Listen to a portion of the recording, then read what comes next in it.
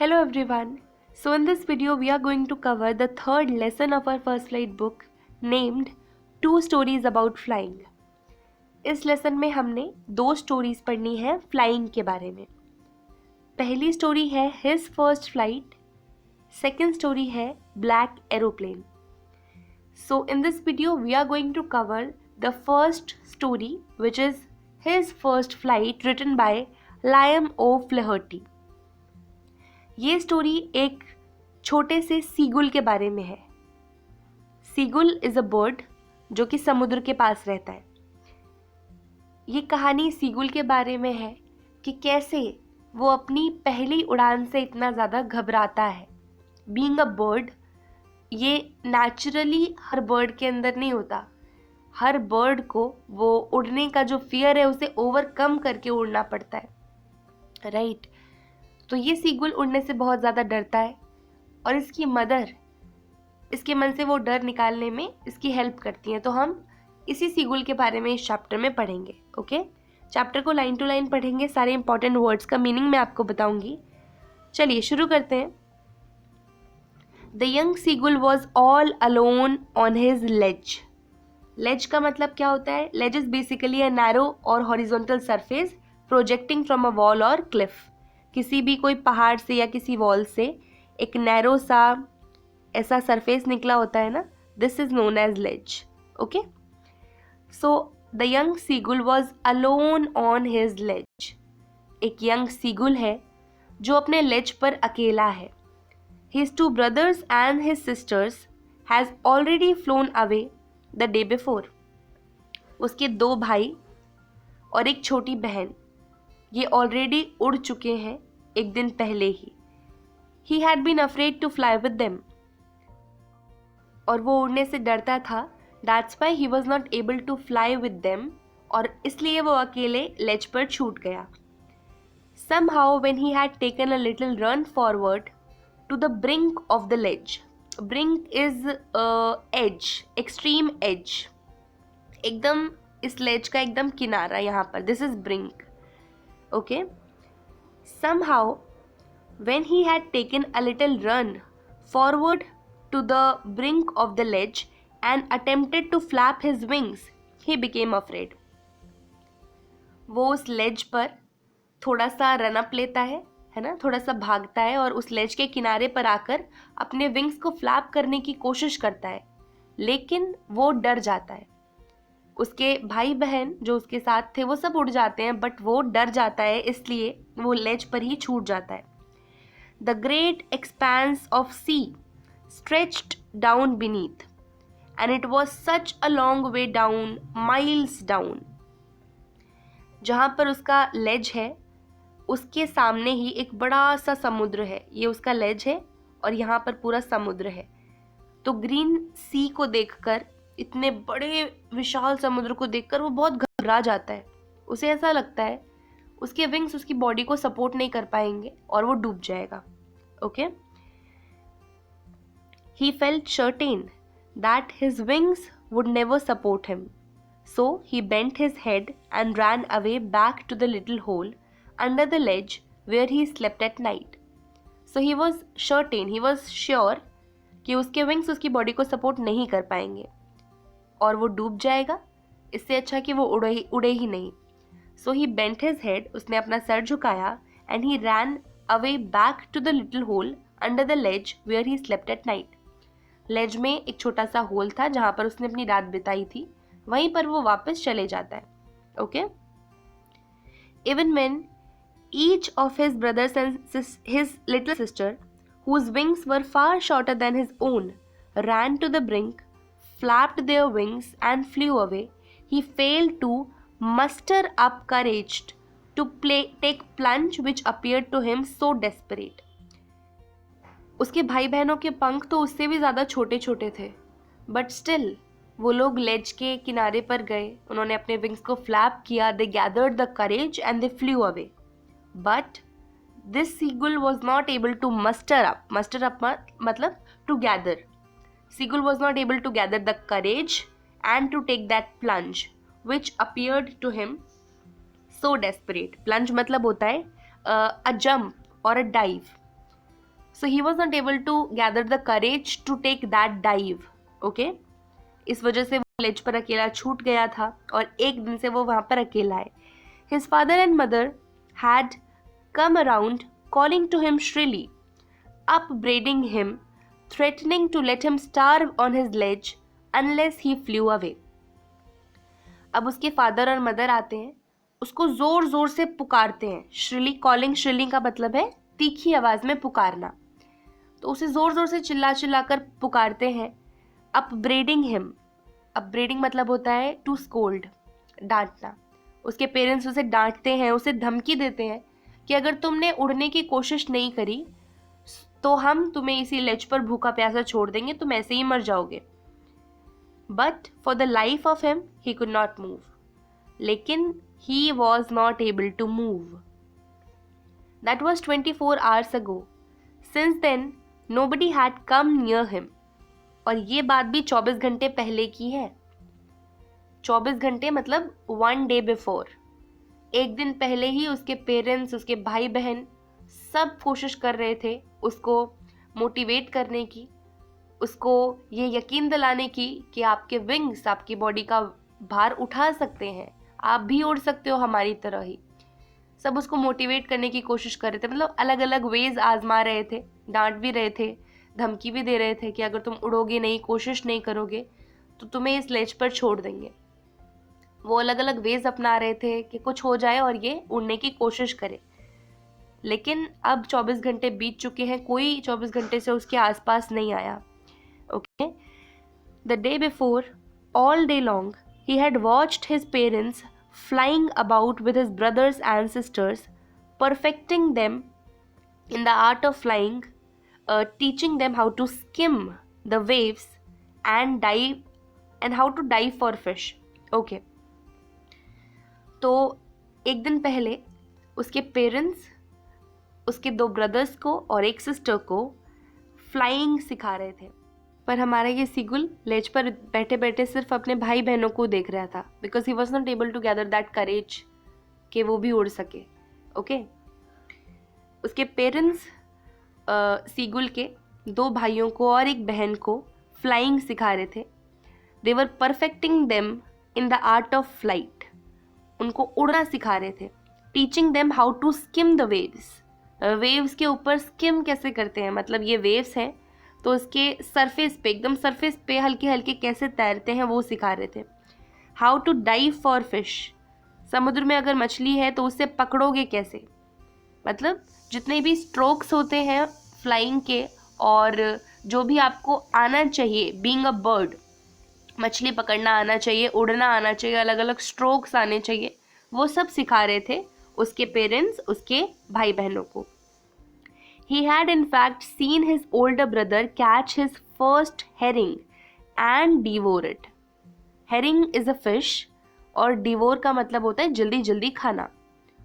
और उसके बड़े भाई ने तो अपनी पहली herring मछली भी पकड़ ली. Herring is a soft finned sea fish. Soft fin वाली एक समुद्री मछली होती है herring. उसके भाई ने अपनी पहली मछली पकड़ ली और वो बड़े चाव से, बड़े प्राउडली उसे जल्दी जल्दी खा रहा था. Standing on a rock while his parents circled around, raising a proud cackle. तो उसका भाई जो अपनी सबसे पहली मछली पकड़ चुका था, वो एक रॉक पे खड़े होकर उस मछली को जल्दी जल्दी और प्राउडली खा रहा था. And his parents were feeling so proud कि वो उसके आसपास सर्कल बना के फ्लाई कर रहे थे. कैकल मतलब होता है एक ऐसा साउंड जो कि बर्ड्स प्रोड्यूस करते हैं, that is cackle. So his parents were cackling around him because they were feeling so proud कि उनके बेटे ने पहली बार मछली पकड़ ली. And all the morning the whole family had walked about on the big plateau midway down the opposite cliff, taunting him with his cowardice. अगली सुबह को जो हमारे सीगुल का लेज था इस तरफ, उसके जस्ट सामने एक बड़े से प्लेट्यू पर पूरी फैमिली वो मूव कर गई. सीगुल यहाँ पर है, सीगुल को अकेला छोड़कर वो लोग ऑपोजिट क्लिफ पर मूव कर गए. Taunting him with his coward eyes. Taunt का मतलब तो आप जानते होंगे, टॉन्ट का मतलब होता है to provoke someone in an insulting manner, किसी को बेइज्जती के मैनर में प्रोवोक करना, दैट इज टॉन्टिंग। तो सभी लोग उस ऑपोजिट क्लिप में मूव कर गए, टॉन्टिंग हिम विद हिज कावर्डाइज, उसको उसकी कायरता के लिए टॉन्ट करते हुए।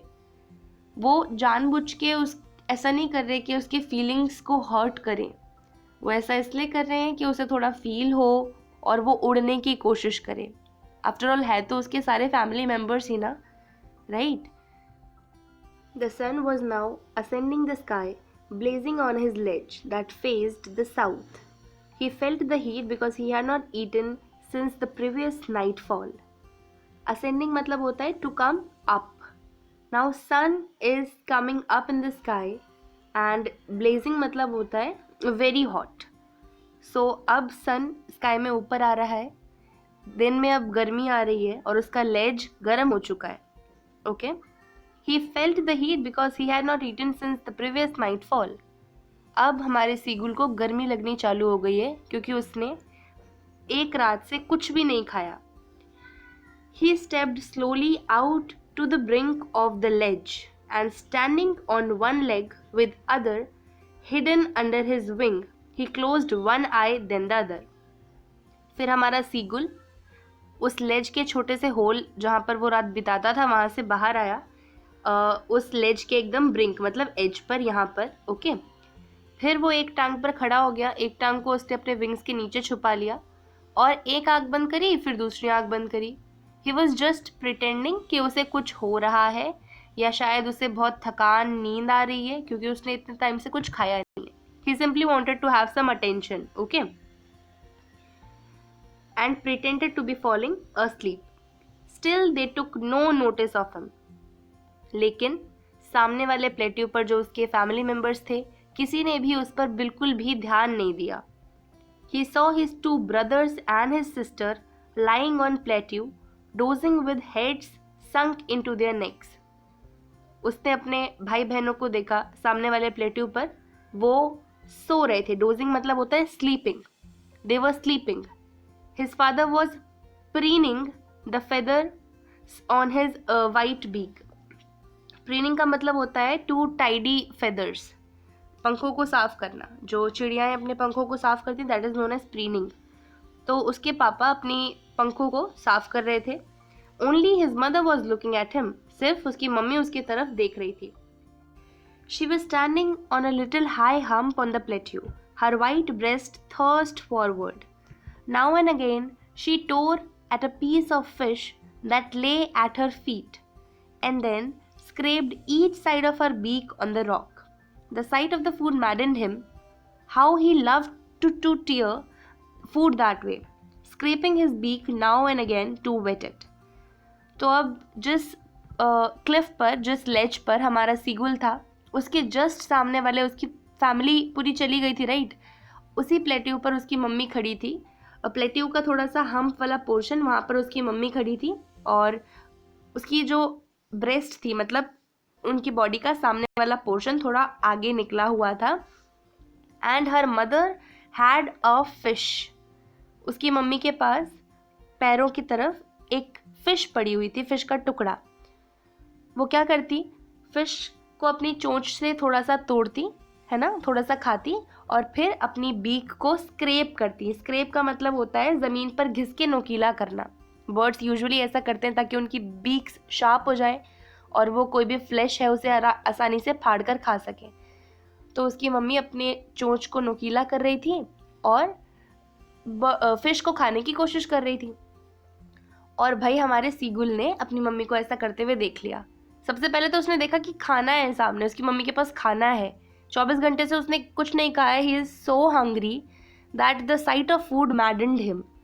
खाने को देखकर वो एकदम पागल हो गया, बौखला गया. He loved the way her mother was tearing that fish. हमारे सीगुल को भी उस तरह से फिश फाड़ कर खाना बहुत पसंद था, अपनी बीक को शार्प करना बहुत पसंद था. बट अनफॉर्चुनेटली उसे खाना नहीं मिला पिछले 24 घंटों से, ड्यू टू हिज कावर्डाइज. वो उड़ने की कोशिश भी नहीं कर रहा. इसी वजह से उसको एज अ पनिशमेंट लेज पर अकेले रखा गया है. G, he cried, begging her to bring him some food. Go Cola, she screamed back derisively. वो जोर से चिल्लाता है, ग मुझे भी खाना ला कर दो करके. उसकी मम्मी उस पर चिल्लाती है, गो कोल अह. वो कुछ बातें कर रहे होते हैं आपस में. मतलब बच्चा सिंपली यही चाहता है, अपनी मम्मी को के पास फिश देखता है तो लालच आ जाता है उसको. वो यही चाहता है कि उसकी मदर फिश लाकर उसके पास रख दे और वो खा ले आराम से. लेकिन उसकी मम्मी ये चाहती है कि वो खुद उड़कर आए और फिश ले ले, सब कुछ सीखे जैसे उसके भाई बहन सीख रहे हैं. He is not even trying. तो उसकी मम्मी सिर्फ ये चाहती है कि वो एक बार ट्राई करे. That's it. But he kept calling plaintively, and after a minute or so, he uttered a joyful scream. So, उसकी मम्मी उस पर चिल्ला दी थी, but वो sadly, plaintively मतलब होता है sadly, mournfully. तो वो दुख से चिल्लाते रहा कि मुझे भूख लग रही है, खाना दे दो, खाना दे दो. And after a minute or so, he uttered a joyful scream. और 1 मिनट बाद वो खुशी से चिल्ला उठा. क्यों? क्योंकि उसकी मम्मी ने कुछ ऐसा कर दिया. अब देखो क्या किया उसकी मम्मी ने. His mother had picked up a piece of fish and was flying across to him with it. उसकी मम्मी ने अपनी चोंच में फिश का एक छोटा सा टुकड़ा लिया और उस टुकड़े को अपने मुंह में लिए हुए वो हमारे सीगुल की तरफ बढ़ने लगी. He leaned out eagerly, tapping the rock with his feet, trying to get nearer to her as she flew across.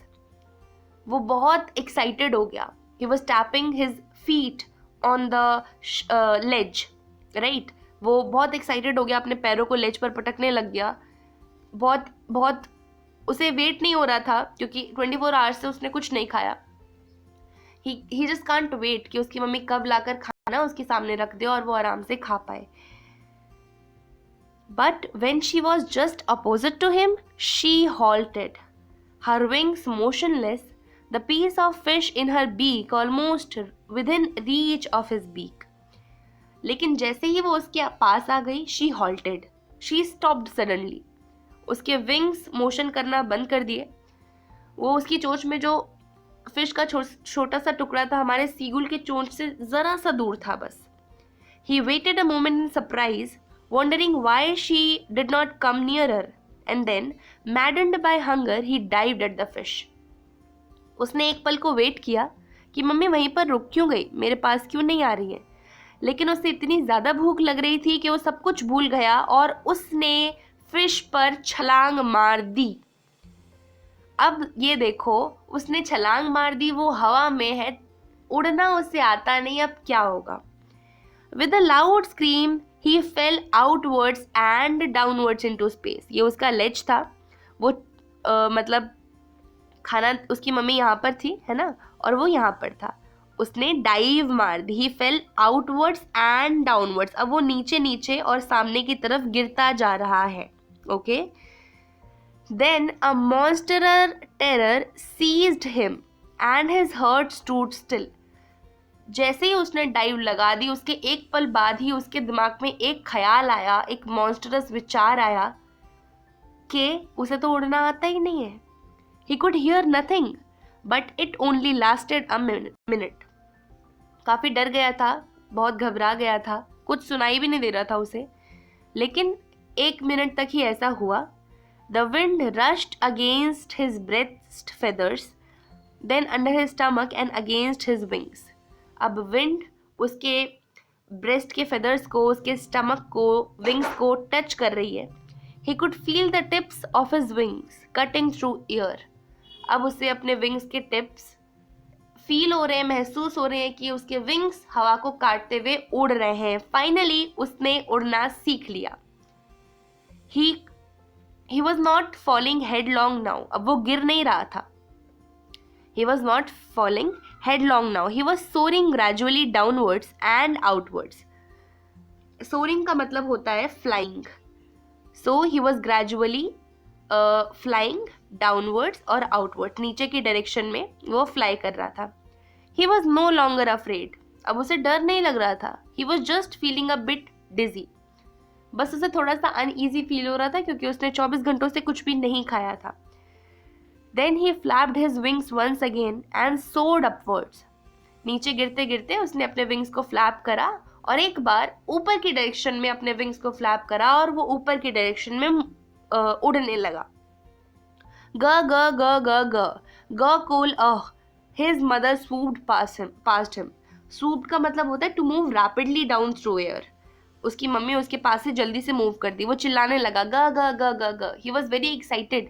पहली बार वो उड़ा है आज लाइफ में और उसकी मम्मी बहुत प्राउड फील कर रही हैं। शी वॉज शाउटिंग ग कोल her wings making a loud noise. उसकी मम्मी के विंग्स बहुत जोर जोर से आवाज कर रहे हैं। बस she is feeling so proud कि उनका जो बेटा बिल्कुल उड़ नहीं पाता था अब फाइनली वो उड़ रहा है, तो उन्हें बहुत खुशी हो रही होगी ऑब्वियसली।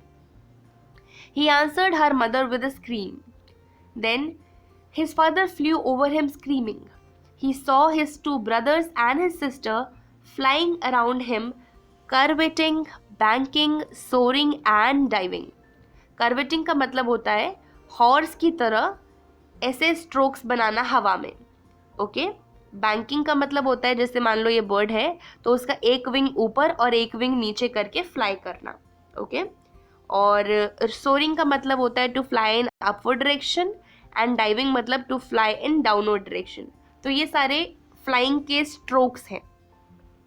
तो उसने देखा उसके पापा भी उसके ऊपर उड़ के आ गए हैं, उसके दो भाई और एक बहन उसके आसपास करवेटिंग, बैंकिंग, सोरिंग, डाइविंग इस तरह के स्ट्रोक्स बना रहे हैं, उड़ रहे हैं आराम से। मतलब everybody was feeling so proud and everybody was so happy कि फाइनली अब उनका साथी, उनका भाई अब उनकी तरह ही उड़ पा रहा है।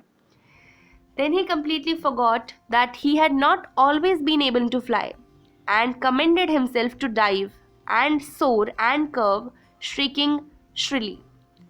अब वो एकदम भूल चुका है कि एक टाइम ऐसा था जब उसे उड़ना नहीं आता था। अब वो आराम से उड़ पा रहा है, ऊपर डायरेक्शन में, नीचे के डायरेक्शन में। जितने स्ट्रोक्स उसके भाई बहन कर पा रहे हैं सिमिलर स्ट्रोक्स वो भी कर पा रहा है आराम से। He was near the sea now, flying straight over it, facing straight out over the ocean. He saw a vast green sea beneath him, with little ridges moving over it, and he turned his beak sideways and cawed amusedly. अब वो समुद्र के पास है, ये समुद्र है और वो यहाँ पर एकदम पास उसके तैर रहा है, straight over the समुद्र. He was facing the ocean. उसने देखा कि उसके नीचे एकदम विशाल ग्रीन समुद्र है जिसमें कि छोटी छोटी रिजेस मतलब कि लहरें उठ रही हैं बार बार।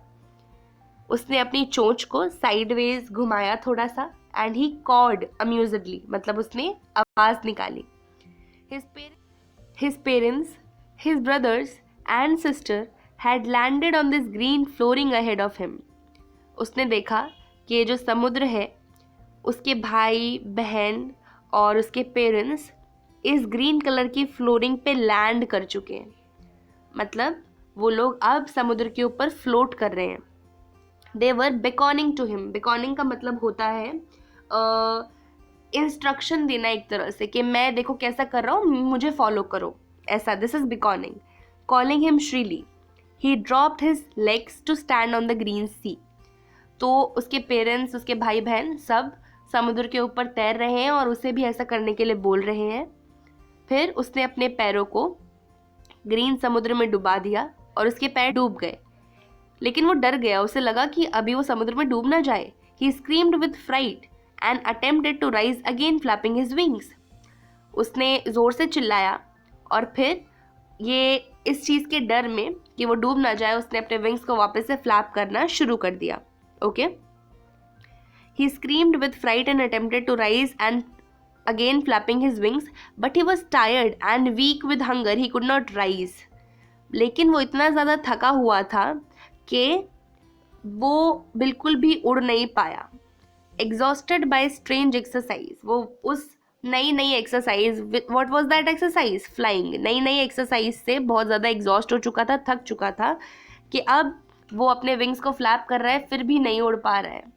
ठीक है ना, तो उसने इतने टाइम से कुछ खाया और इतने टाइम से उड़ रहा है, एक्सरसाइज कर रहा है, इस वजह से he was feeling exhausted. His feet sank into green sea. उसके पैर अब समुद्र में डूब गए हैं। उसने विंग फ्लैप करने की कोशिश करी बट उड़ नहीं पाया, उसके पैर समुद्र में डूब गए। And then his belly touched it, अब उसके पेट ने समुद्र को टच कर दिया है। एंड ही सैंक नो फार्दर, और उसने रियलाइज किया कि इससे ज़्यादा वो समुद्र में नहीं जा रहा, मतलब he is now floating on the surface of sea. He was floating on it and around him his family was screaming, praising him, and their beaks were offering him scraps of dogfish. He had made his first flight. वो समुद्र के ऊपर float कर रहा है और उसकी family उसके आसपास जोर जोर से आवाज़ें कर रही हैं, फॉर्मेशंस कर रही हैं, है ना। They all were praising him, और उन लोगों की चोंच में छोटे छोटे डॉग फिश के टुकड़े हैं जो कि वो हमारे सीगुल को ऑफर कर रही हैं। Finally he had made his first flight, उसने अपनी फर्स्ट उड़ान भर ली। हमने देखा कि कैसे एक छोटे से सीगुल ने अपने डर को ओवरकम करके पहली उड़ान भरी, कैसे उसकी मम्मी ने इतना ज़्यादा उसको सपोर्ट किया, उसका साथ दिया। उसकी मम्मी जानबूझ के वो फिश उसके सामने लाई और एकदम से रुक गई ताकि सीगुल एक बार ट्राई करे, एक बार कोशिश करे उड़ने की। तो उसकी उड़ान में उसकी मम्मी का बहुत बड़ा हाथ था। And finally he made his first flight. इसी के साथ हमारा लेसन यहाँ पर ख़त्म होता है। आपकी जो भी क्वेरी है उसे कमेंट सेक्शन में ज़रूर पूछें, आपको ज़रूर जवाब मिलेगा। आपके कोई भी डाउट्स नहीं रहने चाहिए। ओके, आपसे मिलेंगे आगे आने वाले वीडियोज़ में, तब तक के लिए बाय बाय।